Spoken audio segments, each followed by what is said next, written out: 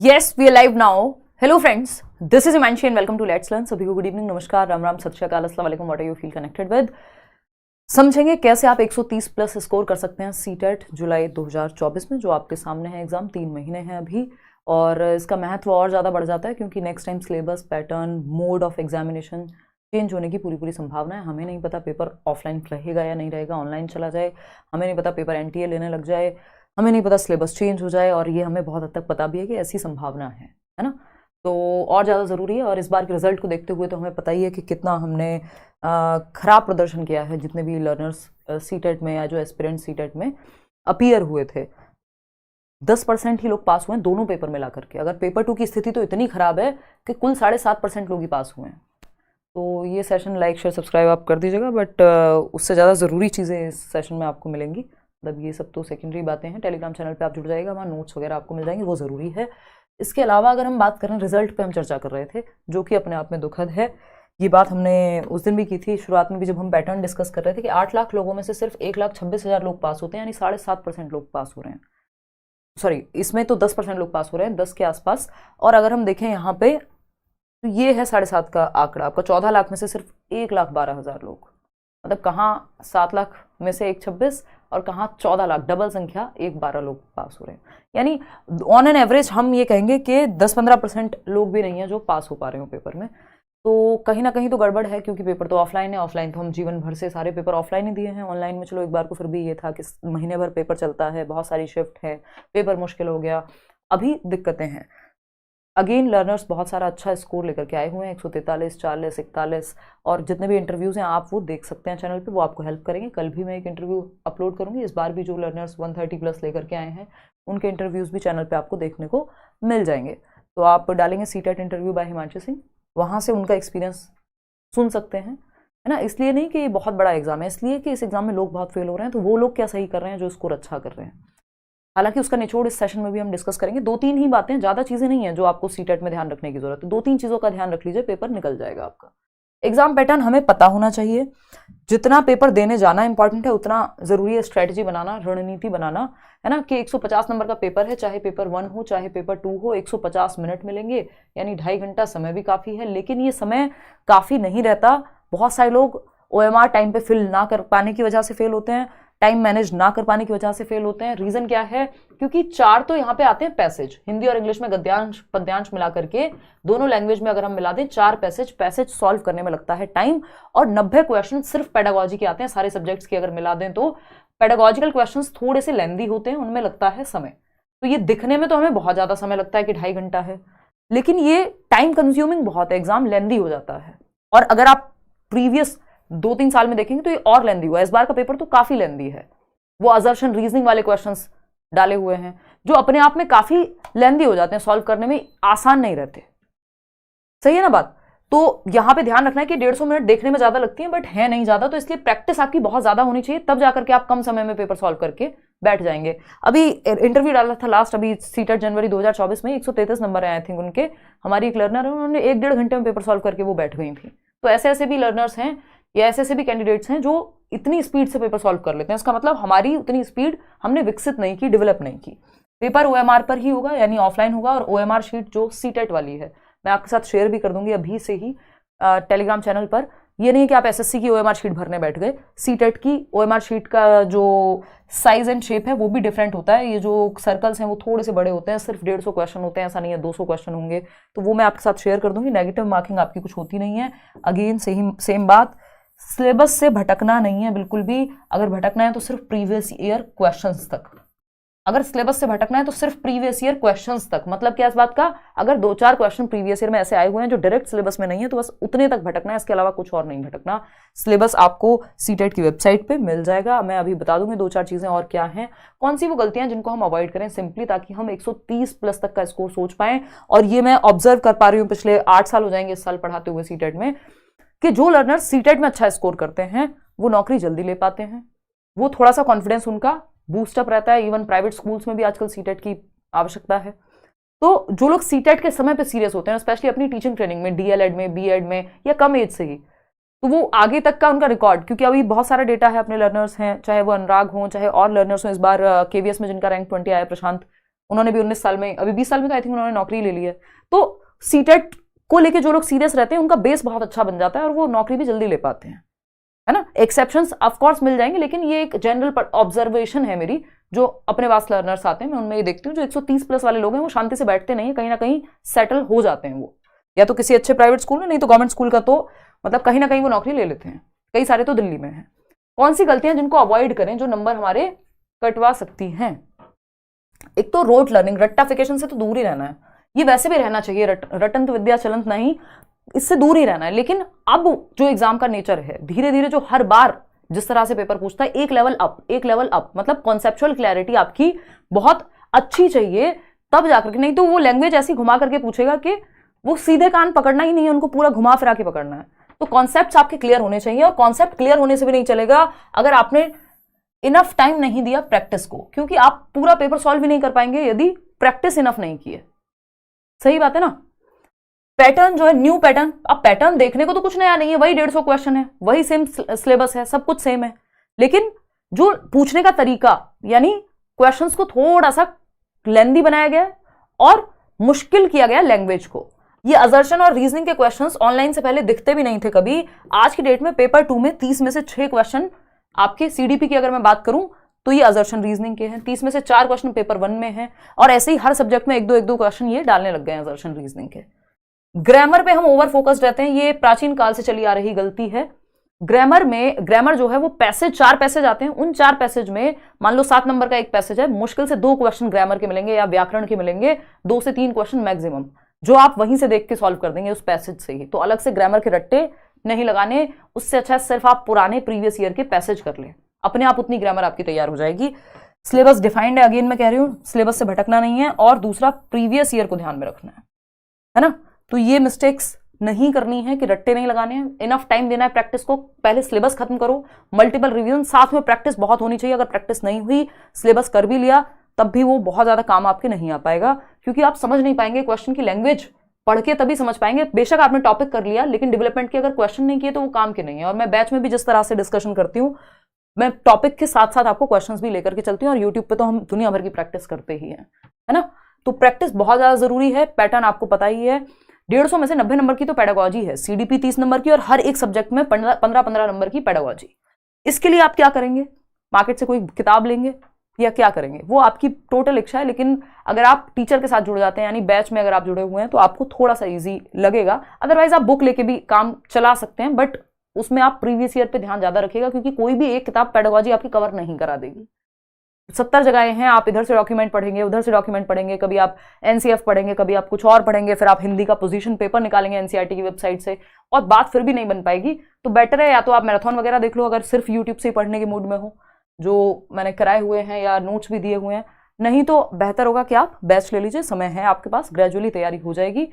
या फिर previous year को साथ साथ जो भी आप पढ़ रहे हैं, चाहे फ्री में अगर आप यूट्यूब से पढ़ रहे हैं या फिर किसी किताब से पढ़ रहे हैं, तो साथ में प्रीवियस ईयर को जरूर ध्यान में रखना, नहीं तो भटक जाएंगे।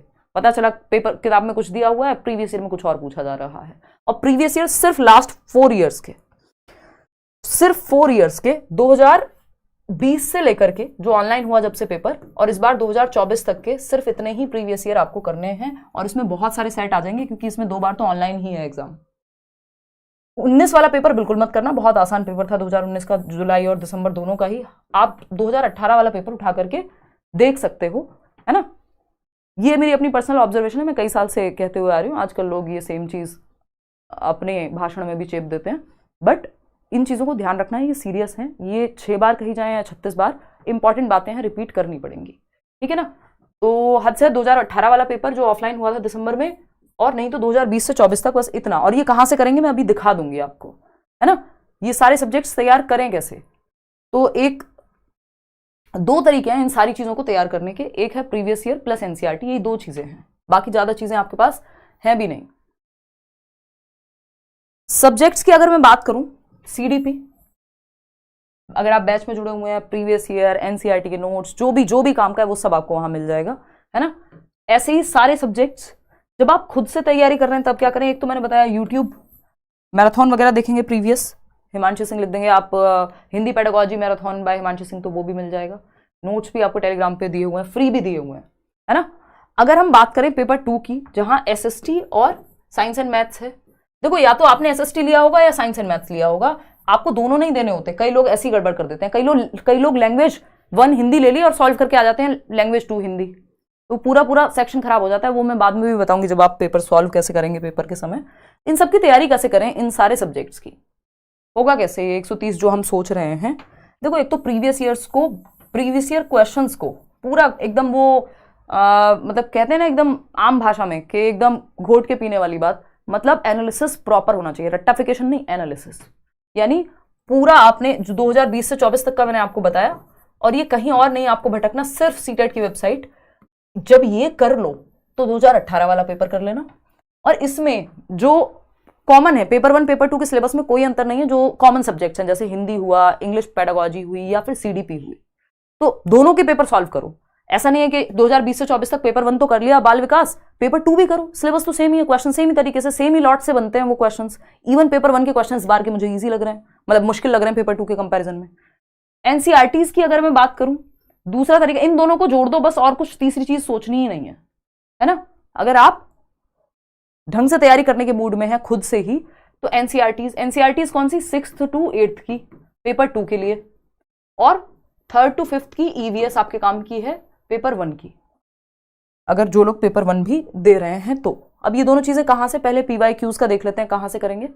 सिंपली आप सीटेट की वेबसाइट पे जाइए, ये ctet.nic.in, ठीक, यहां आप नीचे स्क्रॉल करके आएंगे, ये आप देख पा रहे होंगे क्वेश्चन पेपर लिखा हुआ है। इतना आपको सबको पता है, फिर भी मैं रिमाइंड करा रही हूँ कि आप, क्योंकि आप ऑनलाइन किसी वेबसाइट से करेंगे, कुछ और करेंगे, गलत आंसर्स को याद कर लेंगे या गलत तरीके से एनालाइज कर लेंगे, फिर कंफ्यूज होंगे। उससे अच्छा है आप सीधे ऑफिशियल वेबसाइट पे जाइए, नहीं तो ये सब मैं कराती भी हूँ यूट्यूब पे, है ना।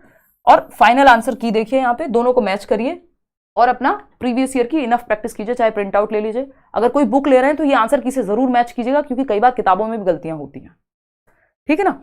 तो क्वेश्चन पेपर और फाइनल आंसर की यहां से कीजिए डाउनलोड और बैठ के अपने पेपर को लगाइए, ठीक, सीटेट की ही वेबसाइट से। बात रही एनसीईआरटीज की, एनसीईआरटी की वेबसाइट पे चले जाइए, वहां से डाउनलोड कर लीजिए history, polity, geography 6th to 8th।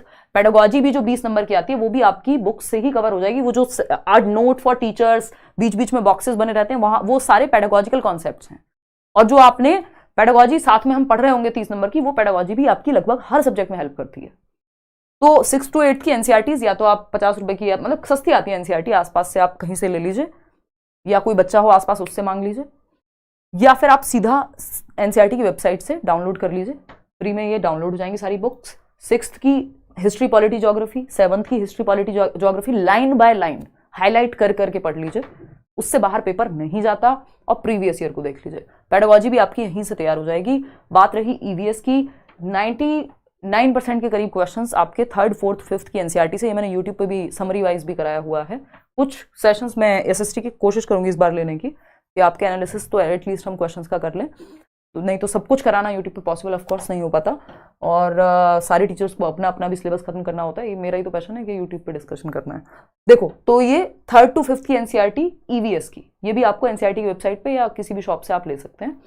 तो ये आप कर लेंगे तो ईवीएस आपका 20 नंबर का काम कम से कम हो जाएगा। 15 नंबर में हालांकि पेडागोजी आती है, बट कई बार 20 नंबर में भी पूछ ली जाती है, जो सिर्फ ज्यादातर क्वेश्चंस आपके ईवीएस एनसीईआरटी से ही फंस जाते हैं, और ये आपको आगे भी हेल्प करेगी, ठीक है ना। ये आपका बैच है जो आप सिर्फ वेबसाइट से लेंगे तो आपको ठीक ठाक डिस्काउंट मिल जाएगा। careerwell.com, careerwell ऐप डाउनलोड करके रजिस्टर कर लेना और फिर वेबसाइट से जाके परचेज कर लीजिएगा। ये व्हाट्सएप का क्वेरी नंबर है, स्पेशली टीचिंग एग्जाम्स के लिए क्वेरी नंबर बना है। बाकी वो जनरल हेल्पलाइन है, कई बार अगर पिक नहीं होता है तो आप ये व्हाट्सएप पे अपनी क्वेरी पूछ सकते हैं। इसके अलावा यहाँ पे सीडीपी में डील करूंगी, बाकी टीचर्स उधर सर मैथ्स पढ़ाएंगे, बाकी टीचर्स अपना अपना सब्जेक्ट पढ़ाएंगे। ग्रेजुअली आप डेली बेसिस पे आपकी क्लासेस चल रही है, मल्टीपल क्लासेस हैं, तो वो आपकी लाइव क्लासेस है। उसके बाद रिकॉर्डेड तो रहेगा ही जब तक आपका एग्जाम है। बैच की वैलिडिटी टोटल 1 साल की है, तो एग्जाम तो जुलाई में हो जाएगा। उसके बाद भी आपके, मतलब मुझे तो नहीं लगता कि आपको उसके बाद जरूरत पड़ेगी फिर, क्योंकि आप एग्जाम एक ही बार में क्रैक कर देंगे। तो ये छोटी छोटी सी बातें थी। ये सेशन आपको पसंद आया हो आप लाइक शेयर सब्सक्राइब कर दीजिएगा।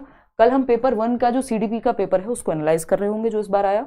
नोट्स वगैरह के लिए आप टेलीग्राम चैनल ज्वाइन कर सकते हैं, लेट्स लर्न स्क्वाड। और इसके अलावा अगेन 2 ही चीजें सबसे ज्यादा महत्वपूर्ण है, प्रीवियस ईयर और एनसीईआरटीज, और इनका रिवीजन, है ना। या तो अगर आपने सिलेबस को बैच से कंप्लीट किया है तो उसका रिवीजन, और साथ में प्रीवियस ईयर, है ना।